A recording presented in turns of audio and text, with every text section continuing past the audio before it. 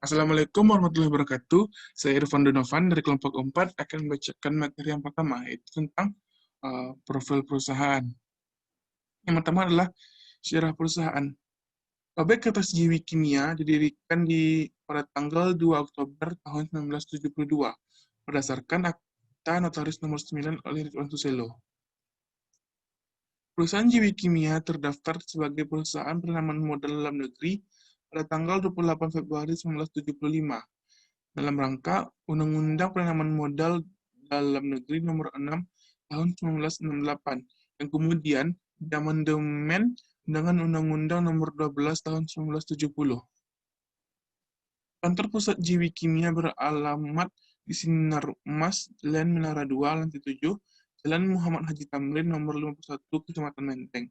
Sedangkan untuk pabriknya itu sendiri berlokasi di Jalan Raya Surabaya, Mojokerto, Sidoarjo, Jawa Timur. Yang kedua, lingkup kegiatan operasional perusahaan. Berdasarkan dengan pasal 3 Anggaran Dasar Perusahaan, ruang lingkup usaha Jiwi Kimia meliputi diantaranya bidang industri, perdagangan, dan bahan-bahan kimia. Sedangkan untuk kegiatan usaha utama Jiwi Kimia adalah bergerak di bidang industri kertas, produk kertas, pengemasan, dan lainnya. Jiwi Kimia ini merupakan perusahaan yang beroperasi di bawah brand Asia Pulp and Paper. Yang ketiga, jenis produk perusahaan. Kegiatan utama perusahaan Jiwi Kimia adalah memproduksi berbagai jenis kertas dan turunannya, seperti kertas fotokopi, coated, dan carbonless. Selain itu, perusahaan Jiwi Kimia juga memproduksi beragam jenis stationery dan produk perlengkapan kantor, seperti buku tulis, memo, notepad, spiral, amplop, kertas komputer, kertas kado, shopping bag, dan lain sebagainya. Yang keempat adalah struktur kepemilikan dan struktur modal pemilik. Berdasarkan catatan Biro Administrasi Efek, komposisi pemegang saham perusahaan Jiwi Kimia pada tanggal 31 Desember 2019 adalah sebagai berikut. Yang pertama yaitu komposisi terbesar saham dimiliki oleh PT Pu Urinusa Eka Persada dengan komposisi kepemilikan sebesar 59,67%. Dan kemudian sisanya sebesar 40,33% dimiliki oleh masyarakat. Yang kelima, saham perusahaan. Nilai nominal saham biasa per lembar adalah Rp1.000. Sedangkan untuk modal dasar Jiwi Kimia sebesar 5 miliar lembar saham dengan komposisi modal yang ditempatkan dan disetor sebanyak 3.113.223.570 lembar saham. Selanjutnya itu tata kelola perusahaan atau yang disebut dengan Good Corporate Governance yang dilakukan oleh PT Pabrik Kertas Jiwi Kimia Tbk. Sebagai perusahaan yang sudah go public atau yang perusahaan publik, Jiwi Kimia menyadari pentingnya tata kelola perusahaan yang baik, yang mana perusahaan Jiwi Kimia berkeyakinan bahwa tata kelola perusahaan yang baik dapat meningkatkan nilai bagi para pemangku kepentingan dalam jangka panjang. Jiwi Kimia juga menyadari pengelolaan perusahaan yang baik akan menjamin pertumbuhan yang berkelanjutan. Karena itu, perusahaan berkomitmen untuk mengembangkan budaya perusahaan yang sesuai dengan prinsip-prinsip good governance dan menerapkannya dalam setiap kegiatan perusahaan. Prinsip good corporate governance tersebut diantaranya adalah transparansi, akuntabilitas, responsabilitas, independensi, kewajaran, dan kesetaraan.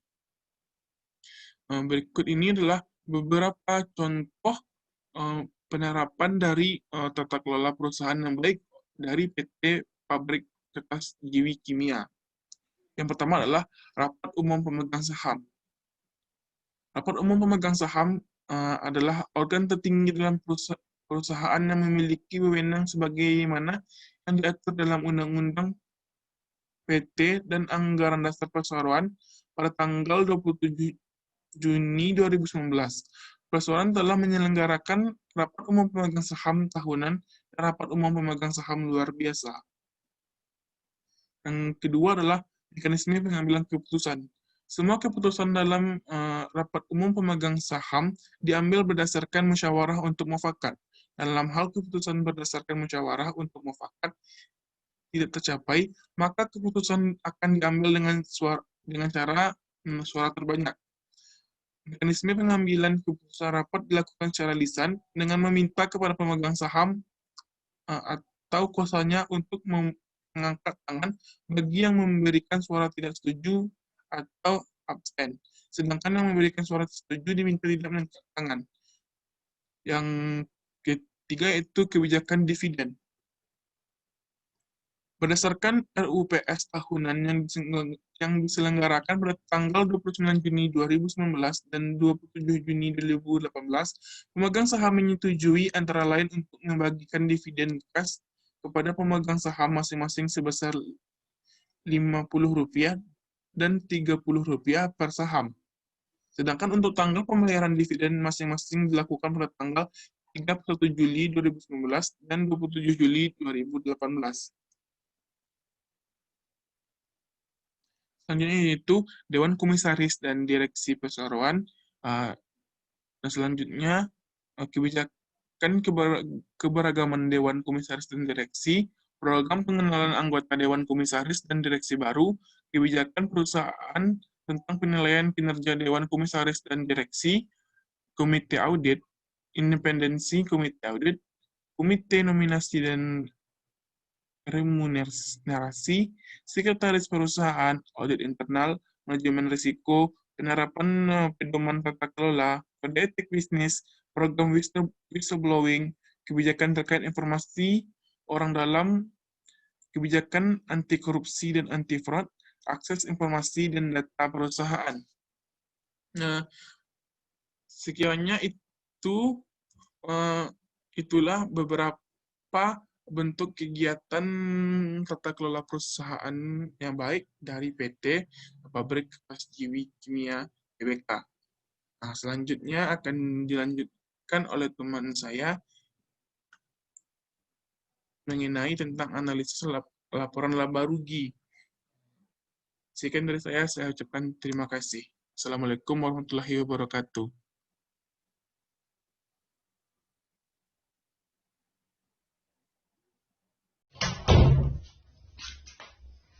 Assalamualaikum warahmatullahi wabarakatuh. Di sini saya akan menjelaskan. Saya sebelumnya memperkenalkan diri. Nama saya Iki Abdi Nurjanah dengan NIM 17043015. Di sini saya akan menjelaskan mengenai analisis laporan laba rugi tentang grafik common sense. Yang pertama kita mengetahui analisis dan interpretasi dari common sense laporan laba rugi. Berdasarkan analisis common sense, laporan laba rugi selama 5 tahun yang telah kita hitung sebelumnya, pada tahun 2019 sampai 2019 terjadi di dalam tabel maupun grafik di atas. Sebagaimana di dalam tabel dan grafik di atas terdapat, kita melihat proporsi dari komponen laba rugi tersebut. Di sini di dalam laporan common sense ini kita hanya menjelaskan atau menjelaskan mengenai apa saja yang berpengaruh dalam common sense tersebut.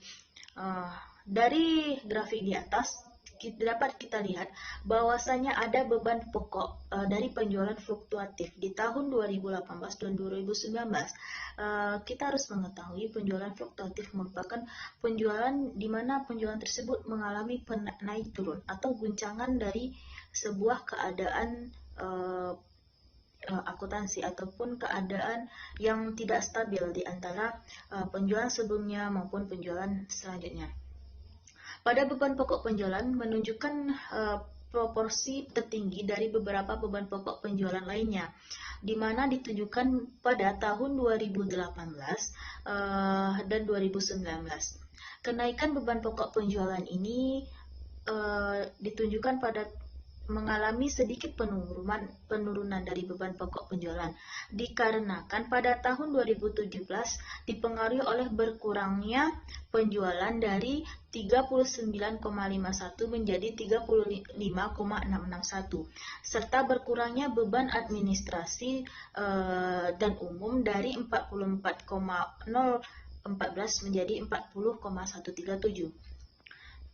Sedangkan pada tahun 2016, laba usaha itu mengalami peningkatan, di mana dilihat dari proporsi pada tahun 2016 penjualannya sebanyak 44,944 dengan proporsi beban umum dan administrasi sebesar 54,254 yang mengalami penurunan di tahun 2007 sebesar 44,014.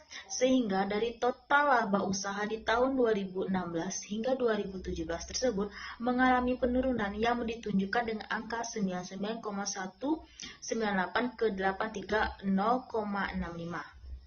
Ini sesuai dengan keterangan pada CALK yang telah dijelaskan, yang telah disajikan di dalam Excel sebelumnya. Dengan melihat suatu keadaan fluktuasi atau suatu keadaan yang tidak stabil antara penjualan dari satu tahun ke tahun sebelumnya, cenderung mengalami peningkatan dengan adanya ketidakstabilan ini, di mana proporsi laba kotor terendah pada tahun 2009 itu menunjukkan angka 2019 itu menunjukkan angka 10,23%.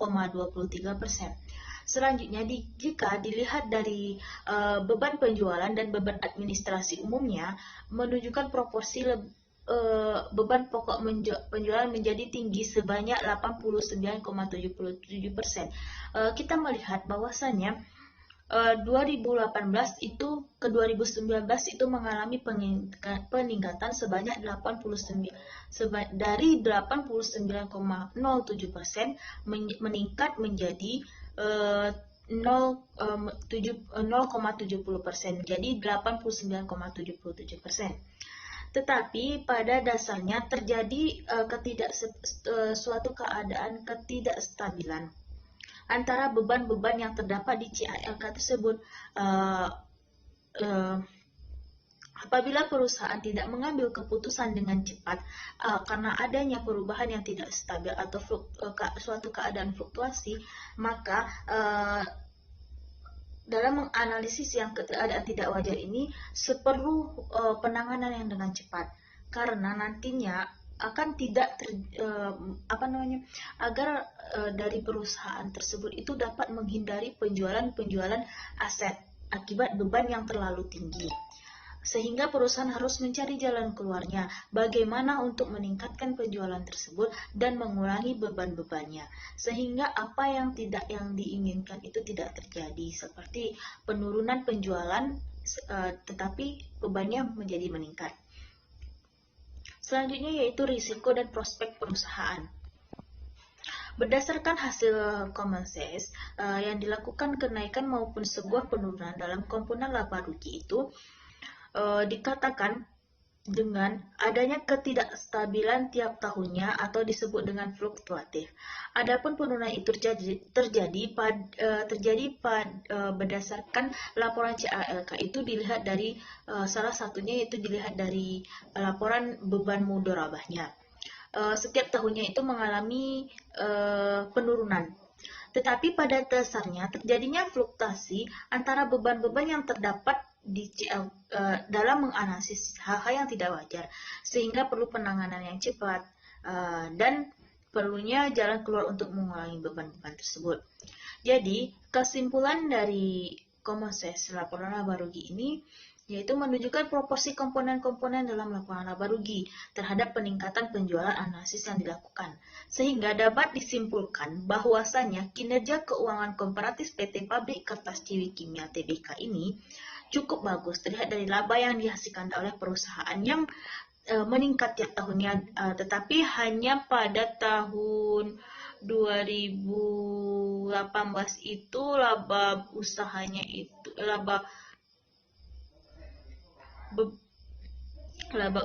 itu meningkat di 3,75%. Tetapi intinya masih tetap bagus. Hal ini dipengaruhi oleh banyaknya beban yang muncul serta beban operasional yang timbul atas kegiatan operasional perusahaan tersebut. Tidak dipungkiri, hasil kinerja perusahaan juga dapat mempengaruhi pertumbuhan ekonomi yang bersangkutan. Rekomendasi yang bisa kami berikan untuk perusahaan PT pabrik TJ Kimia ini, yaitu berdasarkan analisis common sense, dilakukanlah sebaiknya proses perusahaan dapat menstabilkan penjualan yang terjadi pada perusahaan tersebut. Pertumbuhan labanya harus diperhatikan terlebih dahulu. Dari 2017 hingga 2018 dapat digunakan untuk meningkatkan laba yang lebih efektif.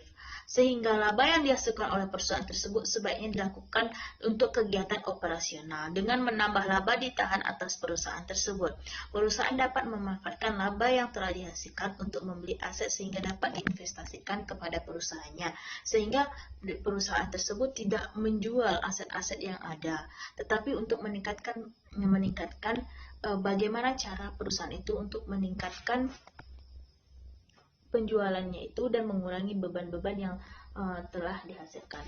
Baiklah, itu penjelasan dari saya. Jika ada kesalahan saya mohon maaf. Saya akhiri. Assalamualaikum warahmatullahi wabarakatuh. Assalamualaikum, saya Listiani dari kelompok 4. Saya akan menganalisis Common Size LPK, laporan posisi keuangan Jiwi Kimia tahun 2016 sampai 2019. Dan di sini ditampilkan tabel analisis Common Size Tekim 2016 sampai 2019, akan tetapi tidak keseluruhan akun, hanya akun-akun yang dipilih yang dinilai material. Pada tahun 2016 dapat kita lihat proporsi aset lancar 24%, sedangkan aset tidak lancar 75,97% dari total aset. Dan di sini dapat kita lihat untuk aset lancar, kas dan setara kasnya itu 4% dan persediaan 10%. Sedangkan untuk aset tidak lancar ada investasi pada entitas asosiasi sebesar 21,26% dan aset tetap 46,72%. Di sini dapat kita lihat, di sini diketahui bahwa aset tetap ini sebagian besar merupakan aset mesin dan peralatan pabrik yang menunjang produktivitas perusahaan. Selanjutnya ada total liabilitas, di mana proporsinya total liabilitas itu 62,39%, sedangkan ekuitas neto 37,60%. Ini dapat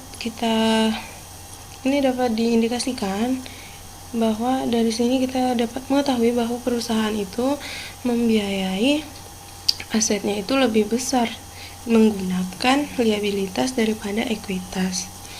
Selanjutnya 2017 terjadi kenaikan proporsi aset lancar menjadi 27,33%, di mana proporsi aset tidak lancarnya mengalami penurunan menjadi 72,67%. Di sini dapat kita lihat bahwa investasi mengalami kenaikan karena pada tahun 2017 perusahaan menerima bagian laba atas investasi pada entitas asosiasi sebesar 43 juta dolar.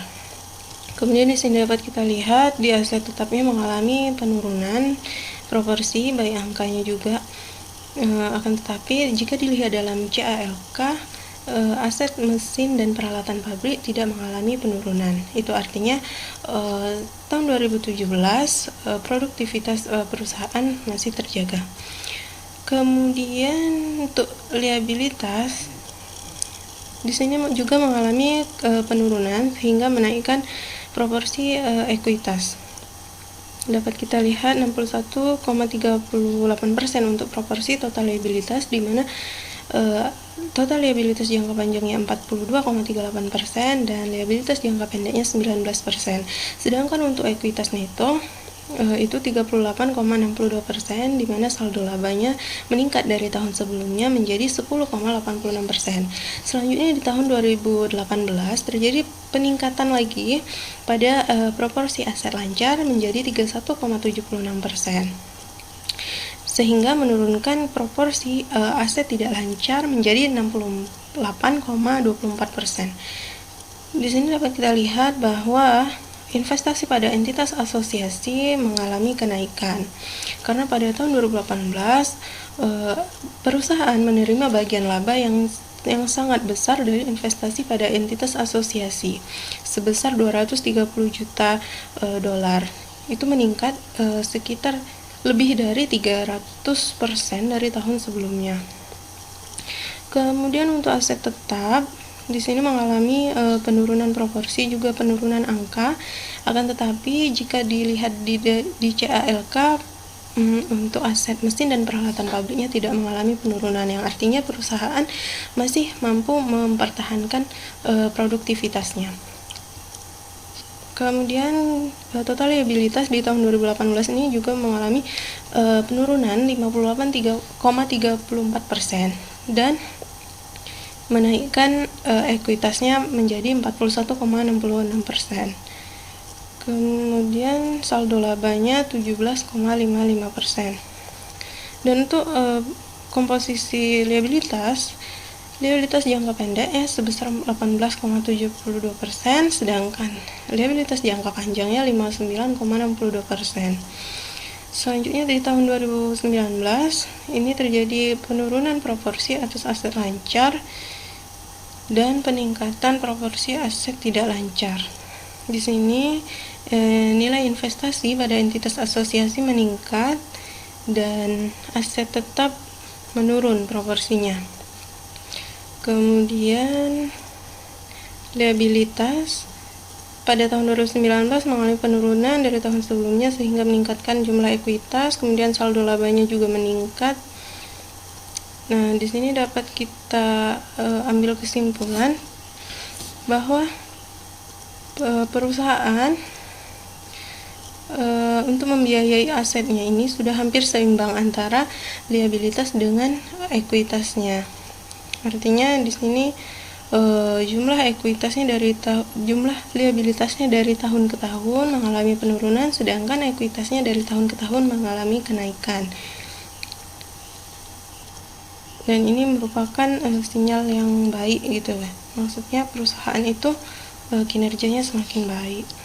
Selanjutnya di sini ada grafik analisis common size.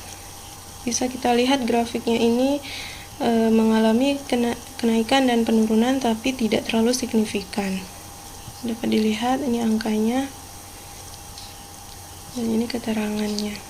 Selanjutnya ada prospek dan risiko.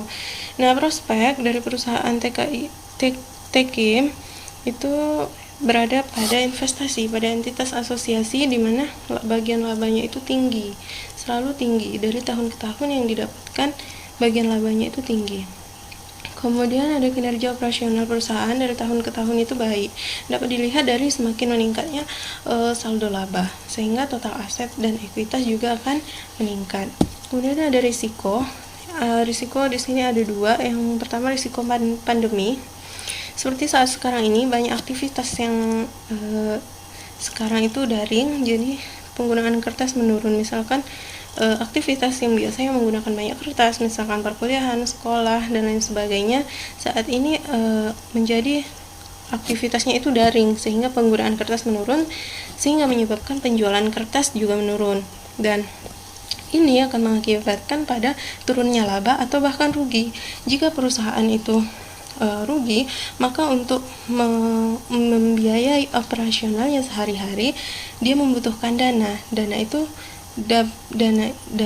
dapat didapatkan kalau tidak dari menjual aset dengan menambahkan utang. Itu risiko pandemi. Yang kedua risiko tingkat bunga.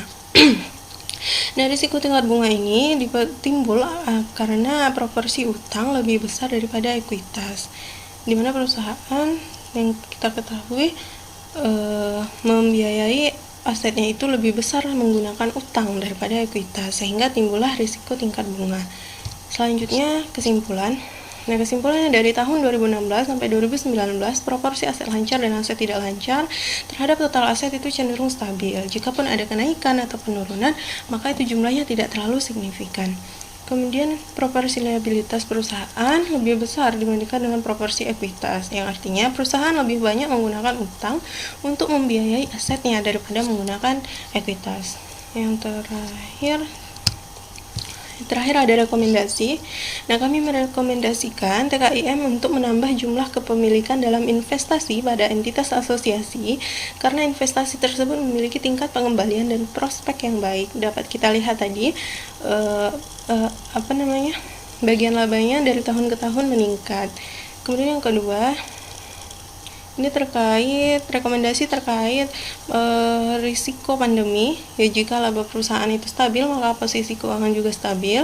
Maka untuk menstabilkan angka laba pada masa pandemi, perusahaan itu harus mengetahui produk apa yang banyak dibutuhkan pasar saat ini.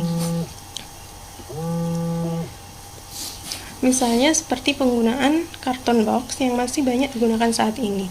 Salah satunya untuk pengiriman barang melalui kurir yang saat ini semakin meningkat sejalan dengan meningkatnya perilaku belanja online. Nah, ini menjadi peluang bagi TKIM selaku pabrik kertas untuk memproduksi karton box secara lebih ditingkatkan di masa-masa pandemi ini karena karton box ini masih banyak digunakan saat ini. Sekian dari saya. Lebih dan kurang mohon maaf. Assalamualaikum warahmatullahi wabarakatuh. Assalamualaikum warahmatullahi wabarakatuh. Nama saya Heni Julia Regina, NIM 17043014. Saya berasal dari kelompok 4. Baiklah, saya akan menjelaskan mengenai analisis common size laporan arus kas konsolidasian PT Pabrik Kertas Ciwikimia Tbk dan entitas anak untuk tahun 2016 sampai 2019. Teman-teman bisa melihat pada tabel dan Excel, maksudnya tabel dan grafik pada Excel berikut ini.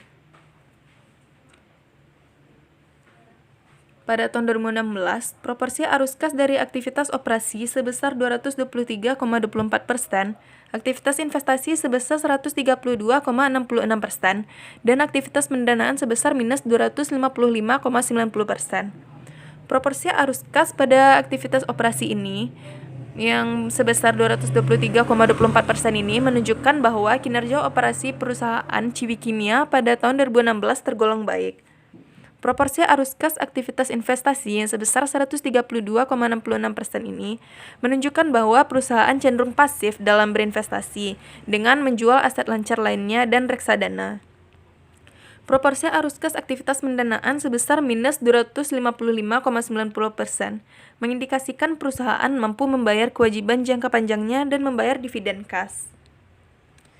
Selanjutnya, pada tahun 2017 ini, proporsi arus kas dari aktivitas operasi sebesar 349,11%, aktivitas investasi sebesar minus 797,89%, dan aktivitas pendanaan sebesar 548,79%.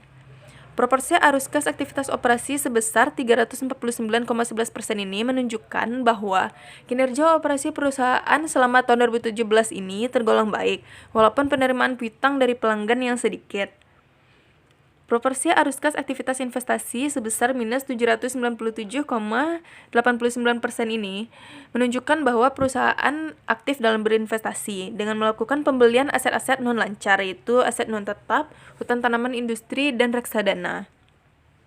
Proporsi arus kas aktivitas pendanaan sebesar 548,79% mengindikasikan bahwa perusahaan itu cenderung pasif dengan melakukan pinjaman jangka pendek dan juga jangka panjang. Selanjutnya, pada tahun 2018, proporsi arus kas dari aktivitas operasi sebesar 142,70%, aktivitas investasi sebesar minus 468,76%, dan aktivitas pendanaan sebesar 426,06%. Proporsi arus kas aktivitas operasi sebesar 142,70% menunjukkan bahwa kinerja perusahaan pada tahun ini tergolong baik. Proporsi arus kas aktivitas investasi sebesar minus 468,76% menunjukkan bahwa perusahaan aktif dalam berinvestasi dengan membeli aset-aset non-lancar seperti membeli aset tetap dan menambah aset biologis. Hal ini mengindikasikan bahwa perusahaan mampu menambah aset dan memenuhi kewajibannya dalam melunasi utang. Proporsi arus kas aktivitas pendanaan sebesar 426,06% menunjukkan bahwa perusahaan cenderung pasif dengan menambah pinjaman. Pada tahun 2019, proporsi arus kas dari aktivitas operasi sebesar 546,65%, aktivitas investasi sebesar minus 27,98%, dan aktivitas pendanaan sebesar minus 418,67%. Proporsi arus kas aktivitas operasi sebesar 546,65%, yang berarti perusahaan mampu meningkatkan kinerja operasinya. Proporsi arus kas aktivitas investasi tahun ini berkurang menjadi minus 27,98%. Walaupun perusahaan melakukan penjualan aset tetap dan aset lancar lainnya, perusahaan dapat dikatakan aktif dalam berinvestasi, karena proporsi pembelian aset tetap dan aset biologis lebih besar dibandingkan proporsi penjualan aset tetap dan aset lancar lainnya. Proporsi arus kas aktivitas pendanaan sebesar minus 418,67% menunjukkan bahwa perusahaan cenderung aktif dalam pendanaan dengan membiayai liabilitas jangka panjang dan membayar dividen kas.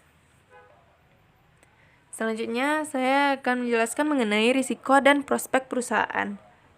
Berdasarkan analisis yang telah disebutkan sebelumnya, perusahaan Ciwi Kimia memiliki prospek yang dapat dikatakan bagus selama 4 tahun terakhir ini. Dari grafik tersebut, dapat dikatakan bahwa perusahaan ini cenderung aktif dalam kegiatan operasinya. Investasi maupun pendanaannya. Adapun risiko yang dihadapi oleh perusahaan Ciwi Kimia yaitu risiko pandemi, di mana pada saat pandemi ini perusahaan memutuskan untuk merumahkan karyawannya atau bahkan mem-PHK karyawannya. Kegiatan operasi perusahaan yang terkendala pandemi membuat perusahaan mengalami kesulitan dalam pembayaran kepada pemasok, karyawan, dan pembayaran kepada pihak lain. Selain itu, pada masa pandemi ini, mesin-mesin yang digunakan untuk proses produksi tidak dapat digunakan secara efisien, dan malah mesin-mesin itu menjadi menganggur. Kesimpulannya, berdasarkan tabel dan grafik analisis common size yang dapat teman-teman lihat pada Excel ini, dapat disimpulkan bahwa proporsi arus kas dari ketiga aktivitas bisnis ini dari tahun 2016 sampai 2019 mengalami fluktuasi. Walaupun mengalami fluktuasi, proporsi arus kas ini cenderung signifikan. Prospek perusahaan dapat dikatakan bagus selama 4 tahun terakhir. Risiko yang dihadapi perusahaan yaitu risiko pandemi, di mana perusahaan kesulitan dalam membayar kepada pemasok, karyawan, dan membayar hutang kepada pihak lain. Kemudian rekomendasi yang dapat diberikan untuk perusahaan Ciwi Kimia yaitu sebaiknya perusahaan lebih aktif lagi dalam ketiga aktivitas bisnis tersebut. Tidak hanya meningkatkan kinerja operasi saja, tetapi juga lebih aktif dalam aktivitas investasi dan juga pendanaan. Kemudian dalam membiayai kewajiban atau liabilitas, perusahaan itu sebaiknya tidak menjual aset tetap, karena aset tetap itu masih dapat dipergunakan untuk kegiatan operasi perusahaan. Sekian penjelasan dari saya mengenai analisis common size laporan arus kas PT TKIM untuk tahun 2016 sampai 2019. Terima kasih. Assalamualaikum warahmatullahi wabarakatuh.